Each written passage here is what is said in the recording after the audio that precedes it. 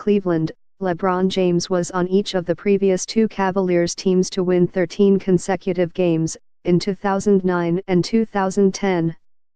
And he was the hero again in Wednesday's 101-95 victory over the Sacramento Kings to give the current Cavs their 13th straight triumph, tying the franchise record he helped set years ago. Only this time around, he's doing more of his damage from beyond the three-point arc, punctuating his improved shooting this season with a tray with 16.6 seconds left to grow the Cavs' lead from 2-5 and effectively end the Kings' night. The three was James' fifth of the night. He went 5-4-8 from deep, even better than his sharpshooting teammate Kyle Korver, who went 4-4-8, to lift his three-point shooting average to 43.0% for the season, a career high. The previous best mark for the 15-year veteran was 40.6% in 2012-13 with the Miami Heat. When the Cavs were off to those win streaks in 2009 and 2010, James shot 34.4% and 33.3% from deep, respectively. "I just wanted to continue to improve my game," James said of his increased marksmanship this season. "I try to get better and better each and every year, and shooting the ball is what this league has kind of turned into, so for me to continue to improve, that's what I wanted to do. I put a lot of work into my off-season training and I just try to implement it into the season once it gets here."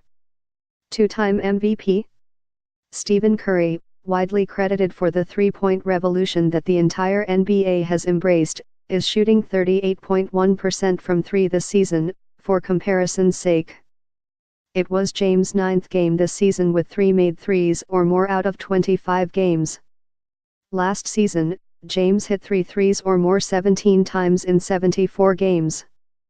His dagger 3 on Wednesday came on the same play call that freed James up for a game-winning 21-foot corner jumper in Game 4 of the 2015 Eastern Conference semifinals against the Chicago Bulls to knot the series 2-2. That play, which James revealed came to be after he scratched the original plan that former Cavs coach David Blatt had drawn up with 1.5 seconds left that would have had James passing the ball in from underneath the hoop rather than shooting it, has since been dubbed Chicago by the Cavs coaching staff.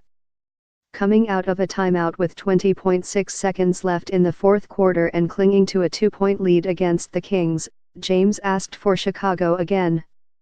Was going to run a different play, and then Braun said, "I want Chicago." "So I said, okay," said Cavs coach Tyronn Lue. "We got it to him and he made a big shot. That was a huge play for us to put us up 5. What are James' options once he receives the ball when Chicago is run?" "Shoot it," James said with a smile. "I mean, I don't remember the exact time in Chicago when I made that shot, but it was very low.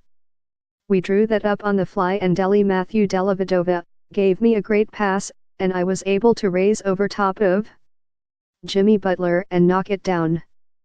And ever since then, it's been called Chicago. But I mean, I have other options, but tonight, with 5 seconds on the shot clock, it was up to me to try and make a play and I was able to do that." The shot against the Bulls was a catch and shoot with James' foot on the 3 line, thus only counting for 2 points.